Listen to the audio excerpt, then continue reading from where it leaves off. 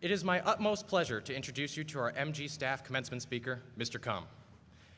Many of us students not only know him as a renowned history educator and a cream of the crop UW Mad Hatter, but additionally as a classic jokester and meme provider due to his Google Slides presentations containing popular memes edited to provide some laughter based on the class curriculum. Whether that was true laughter or an uneasy chuckle, we may never know.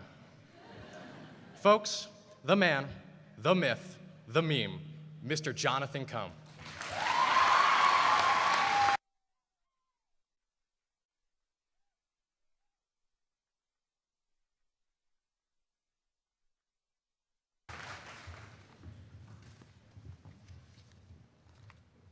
All right.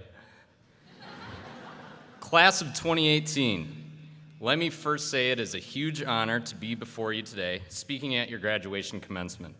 In choosing me as your teacher speaker for this graduation, it is a decision that simultaneously represents the greatest honor of my 7 years teaching, and I do mean that, while also calling into question your fitness as graduates of this otherwise respectable institution. I mean, many of you were stuck with me for more than a couple semesters during your freshman, sophomore, and junior years, and based off of that considerable experience, you now believe me to be a sage voice of wisdom for you as soon-to-be graduates departing for the real world. Simply put, you knew better. As I consider why you have me speaking before you today, I must acknowledge some of the possible positive reasons. Clearly, it could be that your class has a deep appreciation for a solid, self-deprecating sense of humor that I carry. If that's the case, thank you. Few people get it. Another reason might be that as your social studies teacher in your formative years at the high school, no one could quite sell the hype that was the election of 1912 like I could. This seems most plausible, so I'm just going to give this graduating crowd what it's really looking for. Can you believe Teddy Roosevelt, the recently retired president, came back from his travels and hunting expeditions around the world to challenge his hand-picked successor to reclaim his former office, lost his party's nomination, and still ran under a new party he created and got more votes than that Republican Party he left? All right, I'm getting the sense here that that isn't why he asked me up here. So let's be real. It's those dang kids who took AP US History last year's juniors that are to blame. I wish you know who you are, okay? You know, A-pushers, who you are.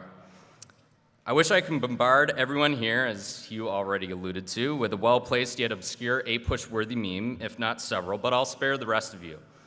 Apologies to the rest of the class of 2018 who thought they'd had the last of me following their freshman and sophomore years.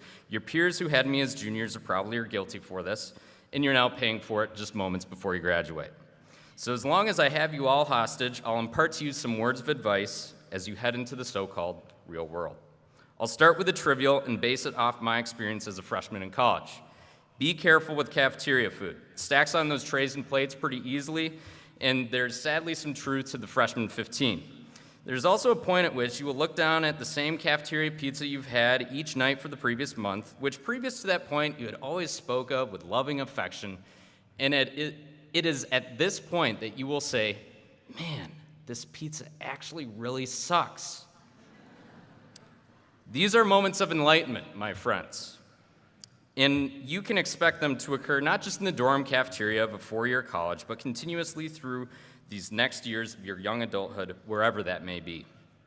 As I think of where each of you will be in the next years of your lives, I cannot help but to smile and think of the promise each of you present to the world in what your moments of enlightenment may be. This is a stage where the walls of the K-12 experience evaporate for better or worse, but generally do so for the better. Beyond these walls are opportunities you might not have even envisioned yet. Yes, this can be scary, but it's also exciting. Along those lines, I next challenge you to move beyond the more narrow corridors of this experience to do something outside of your comfort zone. These next years are the time where it becomes easiest to try a new sport or activity, to move or travel somewhere completely different, to meet people who are legitimate strangers to you and your experience, or to take a talent or interest of yours to a next level you never even considered. It's that last suggestion that may have applied to me most directly.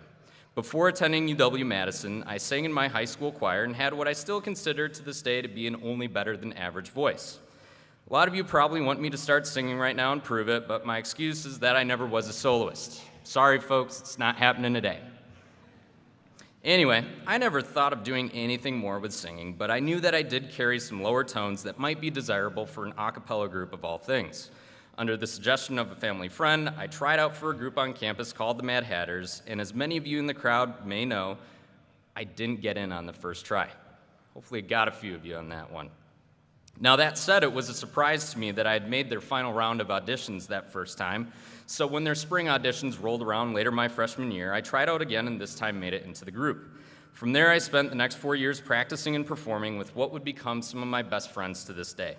Furthermore, the group forced me to develop organizational and leadership skills and gave me a new network of friends and campus involvement that extended beyond Mad Hatters.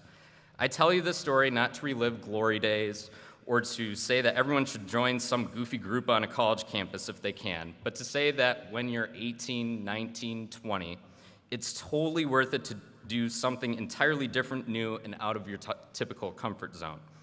So whatever that might be for you, and you might not even know what that could be right now, and that's okay, keep your mind open to these possibilities, take your shot, and don't sweat it if it doesn't pan out.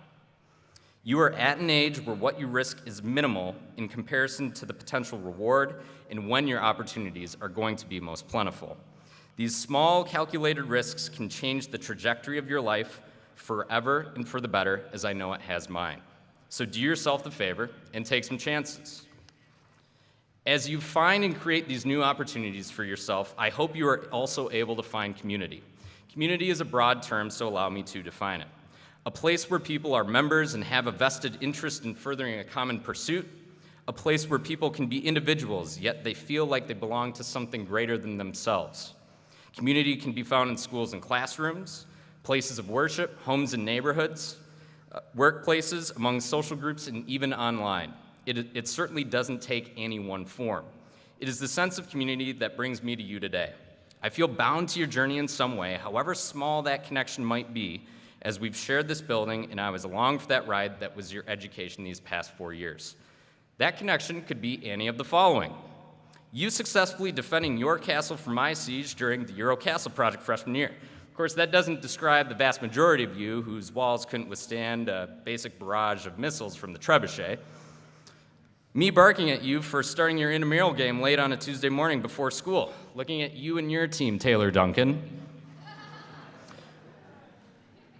You delivering a solid argument during a discussion in any of my U.S. history classes and punctuating that argument by saying, John Brown, regardless of whether or not John Brown was remotely involved with the history in question.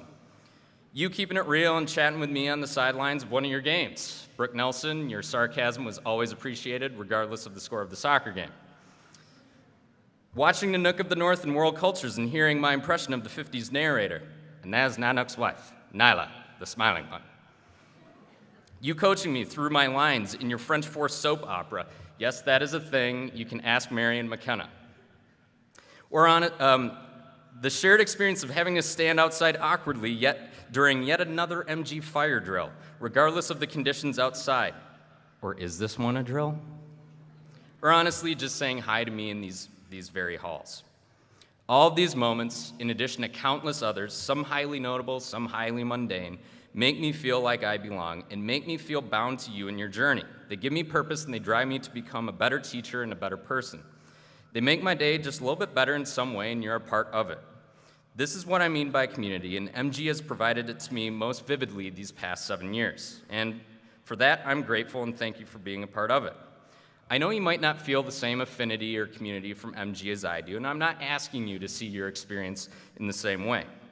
But I do hope that you find new communities, plural, that give you this sense of belonging, purpose, and kinship among its members. Everyone deserves that. I only advise one prerequisite for any community you might join or belong to. It should be bound by a message and mission of positivity and should provide some positive good that is recognizable to people who might not belong to that community as well. When a group of people commit themselves to a common noble purpose, no matter how seemingly small that goal may be, the world is made better, and you in turn will feel better for having been a part of it. Lastly, I'd like you to keep yourself open to being friends with and working alongside people who are different from you. When you open yourself up to people of diverse backgrounds, experiences, and abilities from your own, you first gain perspective, and next you gain friendship. I think it is truly a better world when you can look at any person as a possible friend. It's not to say that you will be friends with everyone, but that you can be a friend with anyone. As you leave these 4 years here at MG, you will become exposed to individuals, classrooms, workplaces, and communities much different from what you've seen here. I believe that this openness and desire to see the good and possibility in others is a worthy attitude to how you might approach these new scenarios. It is in that spirit of friendship that I wish you all the best for what lies beyond. I no longer see you as acquaintances in the hall, but as friends. I no longer see you as students, but as my peers. I no longer see you as teenage children, but as young adults. I no longer see you as MG kids, but as global citizens. Remember, there's a world that needs you in whatever way that might be right now, and there are people waiting to meet you who will be made better for it. Let me reiterate that. You are needed. Remember the rewards and personal affirmation offered by belonging to the right communities. Remember to take chances and to push yourself out of your comfort zone when you can. And remember to acknowledge those moments of enlightenment, even if it comes in the form of bad dorm cafeteria pizza. Before I close, friends, I will still hold you as students of history for just one moment longer, for I'd be remiss if I didn't leave you with one quote from some historical figure I admire. I know, the A-push teacher in me is resurfacing. John Lewis, congressman and leader of the civil rights movement of the 1960s, spoke of the lessons that movement has for young people such as yourselves and said this: young people can understand and must understand that we had success, we had failures, but we never gave up. We never gave in. We never became bitter. We didn't hate. We continued to press on, and that's what we're saying. There are some ups, there are some downs. And when you're not down, you must have the capacity and the ability to get up and keep going. And so now, as my friends and my peers, I ask you to press on, keep going, wherever that may be.